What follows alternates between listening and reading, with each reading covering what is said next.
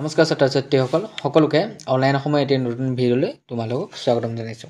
আশা কৰোঁ সকলো ভালে আছা আৰু পঢ়ি আছা।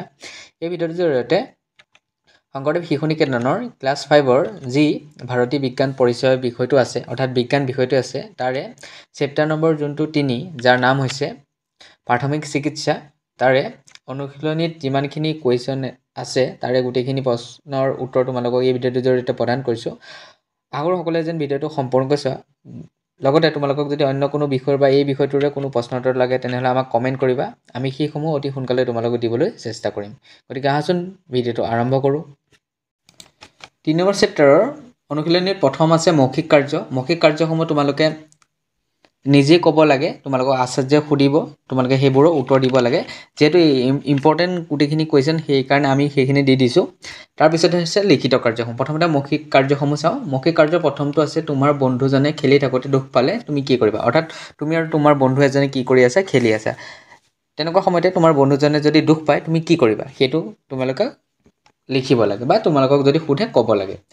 উত্তৰ হিচাপে তোমালোকে লিখিব পাৰা যে প্ৰথমে মই কিমান দুখ পালে সেইটো নিশ্চিত কৰিম, অৰ্থাৎ বন্ধুজনে কিমান দুখ পালে আমি সেইটো চাম প্ৰথমতে, আৰু সেই অনুযায়ী যদি কমকৈ দুখ পাইছে তেনেহ'লে প্ৰাথমিক চিকিৎসা প্ৰদান কৰিম, আৰু যদি বেছিকৈ দুখ পাইছে তেনেহ'লে কোনো ডাঙৰ সহায় লৈ চিকিৎসাৰ ব্যৱস্থা কৰিম। 1 নম্বৰ প্ৰশ্নটোৰ উত্তৰ তোমালোকে ইমানখিনি লিখিলেই হৈ যাব।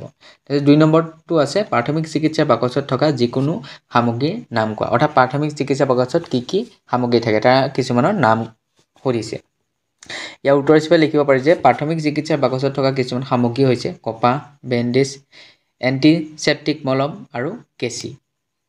এইখন ইমান লিখিলেই হৈ যাব। তাৰপিছত 3 নম্বৰটো আছে পাকঘৰত কাম কৰোঁতে আমি কিয় নাইলন কাপোৰৰ পৰিৱৰ্তে কপাহী কাপোৰ পিন্ধিব লাগে। ইয়াৰ উত্তৰ হিচাপে লিখিব পাৰি যে কপাহ হৈছে এক প্ৰাকৃতিক আঁহ যাৰ মাজেদি বায়ু কি হয় ভালদৰে চলাচল কৰিব পাৰে, যিয়ে গৰম পাকঘৰৰ পৰিৱেশত মানুহৰ শৰীৰটো কি কৰি ৰাখে, ঠাণ্ডা কৰি ৰখাত সহায় কৰে, যি নাইলন কাপোৰত দেখা পোৱা নাযায়। ইয়াৰোপৰি নাইলন কাপোৰ পিন্ধি পাকঘৰত কাম কৰোঁতে আকস্মিকভাৱে জুই লাগিলে নাইলনৰ কাপোৰবোৰ গাত লাগি ধৰে, যিটো শৰীৰৰ বাবে অতি বিপদজনক। সেয়েহে আমি পাকঘৰত কাম কৰিলে কপাহী কাপোৰ পিন্ধিব লাগে নাইলন কাপোৰৰ পৰিৱৰ্তে। 3 নম্বৰ কুৱেশ্যনটোৰ এনচাৰ তোমালোকে ইমানখিনি লিখিলেই হৈ যাব। তোমালোকৰ এক্সামত এইটো যদি আহে তেনেহ'লে তোমাৰ 4 মাৰ্কৰ বা 5 মাৰ্কৰ কুৱেশ্যন হিচাপে আহিব পাৰে।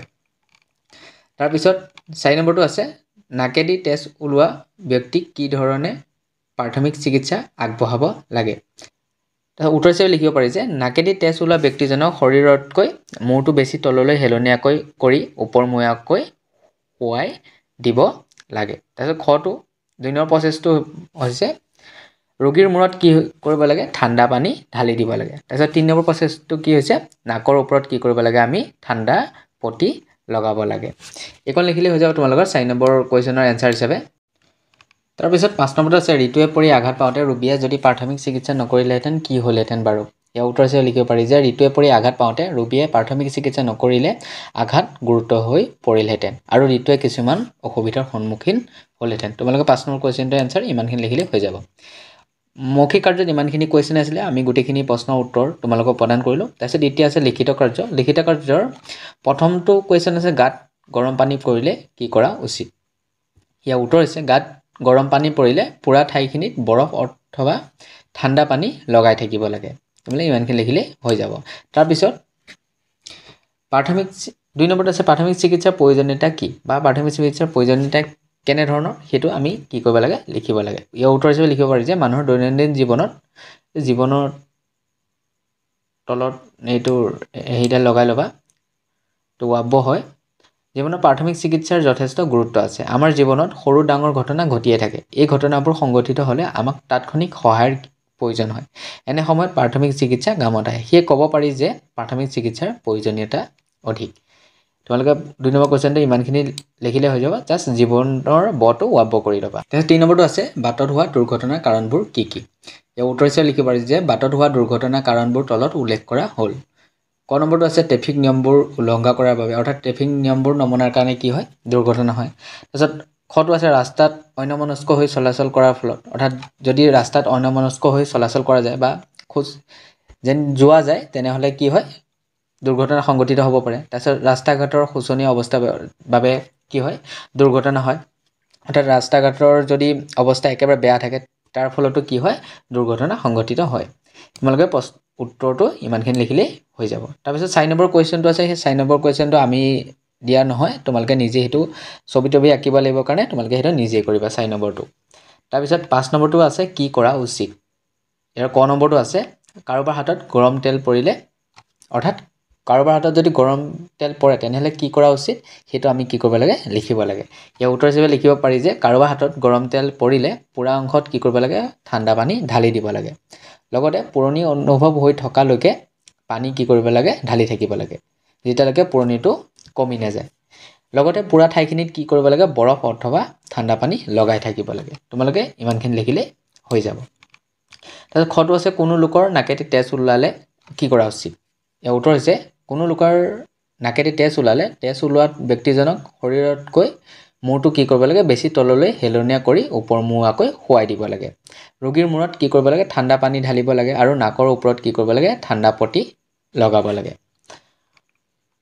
খটো ইমানখিনি লিখিলে হৈ যাব এনেদৰে লিখিলে হৈ যাব তোমালোকৰ বেলেগকৈ লিখাৰ প্ৰয়োজন নাথাকে তাৰপিছত গটো আছে কোনো লোকক মৌমাখি বা বৰলে বিন্ধিলে কি কৰা উচিত ইয়াৰ উত্তৰ হৈছে কোনো লোকক মৌমাখি বা বৰলে বিন্ধিলে এটুকুৰা বৰফ বা ঠাণ্ডা পানী বিন্ধা ঠাই টুকুৰাত কি কৰিব লাগে লগাই দিব অৰ্থাৎ যোন টুকুৰা ঠাইত আমাক মৌমাখি বা বৰলে বিন্ধিব আমি সেই ঠাইটুকুৰাত কি কৰিব লাগে বৰফ বা ঠাণ্ডা পানী লগাব লাগে লগতে নেমু ৰস বা এমনিয়া লগাই দিলেও বিষৰ পৰা কিছু পৰিত্ৰাণ পাব পাৰি তোমালোকে ইমানখিনি লিখিলে হৈ যাব তাৰপিছত 6 নম্বৰটো আছে অৰ্থাৎ এই চেপ্টাৰটোৰ শেষৰটো কুৱেশ্যন হয় শুদ্ধ উত্তৰটো বিচাৰি কি কৰিব লাগে তাৰ বিপৰীতে আমি শুদ্ধ চিন দিব লাগে প্ৰশ্নটো আছে কোনো ব্যক্তিয়ে পিন্ধি থকা কাপোৰত জুই লাগিলে আমি তৎক্ষণাত অপশ্যন এই প্ৰথম অপশ্যনটো দি আছে লোকজনক কম্বলেৰে মেৰিয়াই ধৰিব লাগে তাৰপিছত খটো দি আছে লোকজনক কপাহী কাপোৰেৰে মেৰিয়াই ধৰিব লাগে বা বেৰাই ধৰিব লাগে তাৰপিছত গটো আছে লোকজনক মজিয়াত বগৰাই দিব লাগে ঘটো আছে লোকজনক চিকিৎসকৰ ওচৰলৈ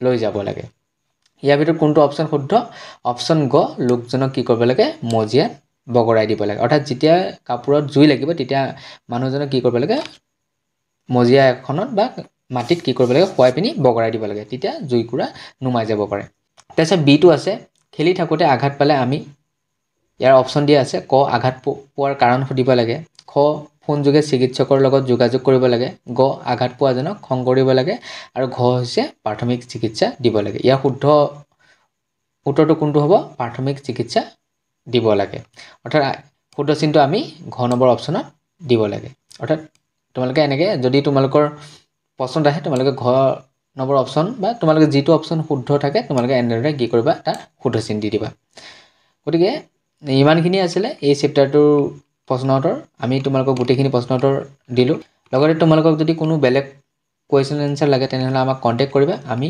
সেইসমূহ তোমালোকক অতি সোনকালে দিবলৈ চেষ্টা কৰিম গতিকে আজিলৈ ইমানেই আগৰ তোমালোকে ভিডিঅ'টো ভাল পালা যদি ভাল পালা আনৰ সৈতে শ্বেয়াৰ কৰি দিবা আৰু লাইকো কৰিবা আৰু ছাবস্ক্ৰাইব কৰি ৰাখিবা যাতে নতুন ভিডিঅ'বোৰ তোমালোকে পাই থাকা গতিকে ইমানেই ধন্যবাদ